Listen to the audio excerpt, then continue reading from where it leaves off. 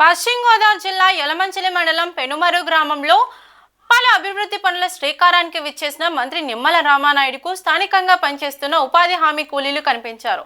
దీంతో వారితో కొద్దిసేపు ముచ్చటించిన రామానాయుడు వారి కష్టసుఖాలను అడిగి తెలుసుకున్నారు. అలాగే మీకు వేతనాలు సౌకర్యాలు సకాలంలో అందుతున్నాయా అంటూ వారిని ఆరా తీశారు. ఎండాకాలం దాహార్తిని వివరించిన ఉపాధి కార్మికుల సమస్య విని స్పందించిన నిమ్మల అనంతరం ఇక నుంచి నియోజకవర్గంలోని దాతల సహకారంతో ఉపాధి కార్మికులకు పని వేళల్లో మజ్జిగ అందించే ఏర్పాటు చేస్తానని హామీ ఇచ్చారు. అనంతరం ఉపాధి హామీ కూలీలతో కలిసి అల్పాహారం తింటూ వారి బాగోగులు మంత్రి నిమ్మల ఆరా తీశారు.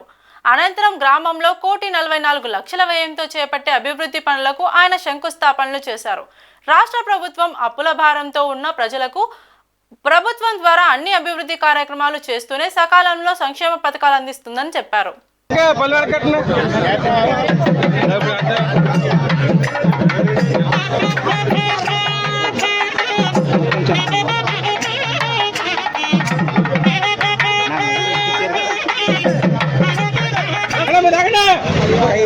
బాబా చక్ర నాగోయా చక్ర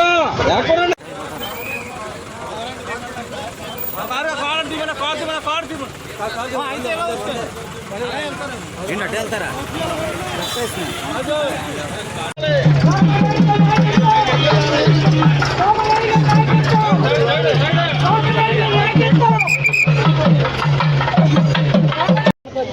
పనికి ఉపాధి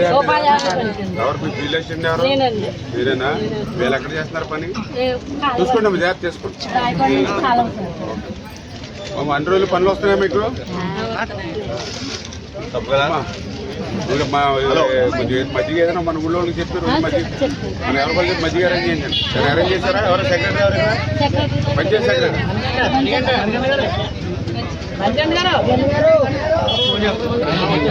ఇప్పుడు బటర్ మిల్క్ కొంతమంది చెప్పారు కదా ఊళ్ళో కొద్దిగా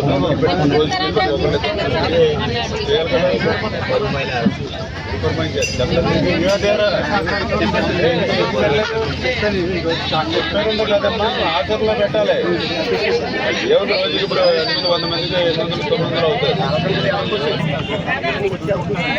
రండి 10 గంటల 10:50 500 వారంలో చూసుకోవాలన్నీ పెట్టి వెళ్తే తెప్పించే రోజు ఏ రోజు కాకపోతే ఆ రోజు సస్పెండ్ అయిపోతుంది. చూసుకోండి ఆ రోజులు చూసుకోవాలి. పంచుకోండి అన్నీ ఉన్నారు కదా. ఇప్పుడు ఎంపీడీ గారు ఉన్నారు, ఆడ అమ్మ ఉన్నారు, మనకి కృష్ణరాజు గారు ఉన్నారు. పేర్లు తీసుకోవాలి. నేను ఇస్తాను నీకు మీ ఊళ్ళో 5 రోజులు పెట్టుకుని చెప్పాలి. రైతు బంధు రామానాయుడు గారి నాయకత్వం, రైతు బంధు రామానాయుడు గారి నాయకత్వం, రైతు బంధు రామానాయుడు గారి నాయకత్వం, రామానాయుడు గారి నాయకత్వం. నువ్వు పనికి వెళ్తున్నావు అమ్మా? నువ్వు పనికి ఎన్ని రోజులు చేస్తున్నావు?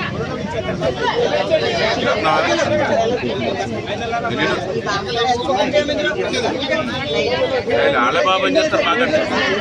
మాకంటే మీరే కట్టుకుంటారు స్ట్రాంగ్ గా. మాకంటే ఎళ్ళే కట్టుకుంటారు.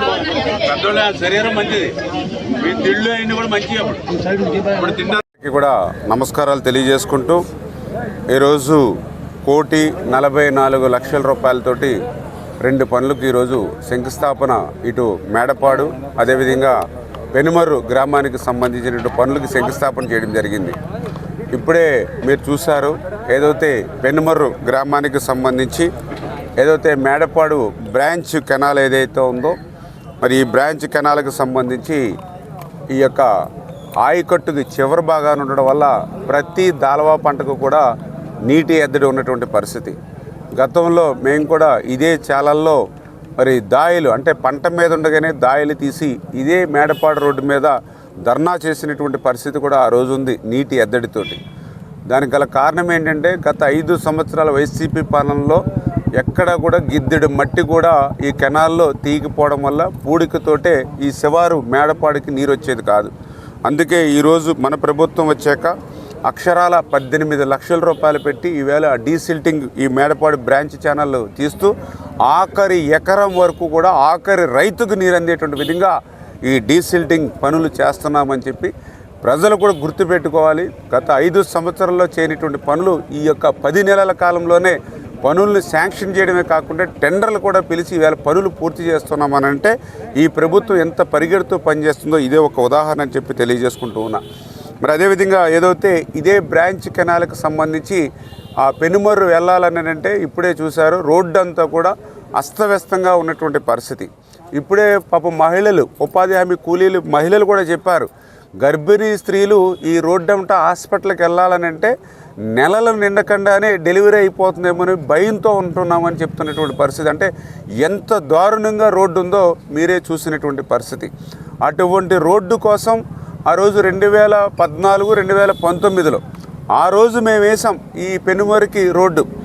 మళ్ళీ ఈరోజు ఇప్పుడు శాంక్షన్ చేసాం, తొందరలోనే అవి కూడా టెండర్లు పిలిచి ఆ పెనుమరు రోడ్డును కూడా మళ్ళీ భవిష్యత్తులో ఇమ్మీడియట్లీ 2-3 నెలల్లోనే ఆ రోడ్డు కూడా టెండర్లు పిలిచి పనులు చేస్తాం. ఆ రోడ్డు వేసినా కూడా ఈ బ్రాంచ్ కెనాల్లోకి గట్టు దిగిపోతుంది కాబట్టి వేసినటువంటి రోడ్డు కూడా పటిష్టంగా 10 కాలాల పాటు ఉండాలనేటువంటి ఉద్దేశంతో 1,27,00,000 రూపాయలు, అక్షరాల 1,27,00,000 రూపాయలు సీసీ వాల్, అంటే ఆ యొక్క బండ స్ట్రెంగ్తనింగ్ కింద వాల్ గోడ నిర్మాణం చేస్తున్నాం. అంటే మనం వేసినటువంటి రోడ్డు చెక్కు చెదరకుండా కాలంలోకి దిగిపోకుండా ఉంటుంది. అంటే రోడ్డు వేయాలనేటువంటి సంకల్పమే కాకుండా ఆ రోడ్డు కూడా పటిష్టపరిచేటువంటి విధంగా కూడా గ్రాంట్లు తెస్తూ ఉన్నాం. అందుచేత ఎంత సూక్ష్మ స్థాయిలో, అంటే ఎంత గ్రౌండ్ లెవెల్లోకి వెళ్ళి మేము పనిచేస్తున్నామో ఇదే ఒక పెద్ద ఉదాహరణ అని చెప్పి తెలియజేసుకుంటూ, ఈ రకంగా ప్రజల కోసం పనిచేసేటువంటి ప్రభుత్వం, ప్రజల కోసం పనిచేసేటువంటి నాయకత్వం ఈరోజు తెలుగుదేశం, జనసేన, బీజేపీ నాయకత్వం ఇంత క్లిష్టమైనటువంటి సమయంలో, ఆర్థిక పరిస్థితి సహకరించినటువంటి సమయంలో కూడా సంవత్సరం కూడా ఈ పాలన పూర్తి కాకముందే ఇన్ని 100 కోట్ల రూపాయలు ఈరోజు అభివృద్ధి కార్యక్రమాలు చేస్తూ ఉన్నామని అంటే ఈ ప్రభుత్వ పనితీరుని ప్రజలందరూ కూడా బేరీ చేసుకోవాలని చెప్పి మీ ద్వారా తెలియజేసుకుంటూ ఉన్నా. అదేవిధంగా ఈరోజు ఉపాధి హామీ కూలీలు కూడా చాలామంది ఈరోజు కనపడ్డారు. వాళ్ళు కూడా ఎంతో సంతోషంగా ఉన్నారు. వాళ్ళకు కూడా వేసవి కాలం మరి ఏదైతే మజ్జిగ కూడా ఏర్పాటు చేయమని చెప్పేసి కూడా ఇప్పుడే మాకున్నటువంటి స్థానిక నాయకత్వాన్ని కూడా చెప్పడం జరిగింది.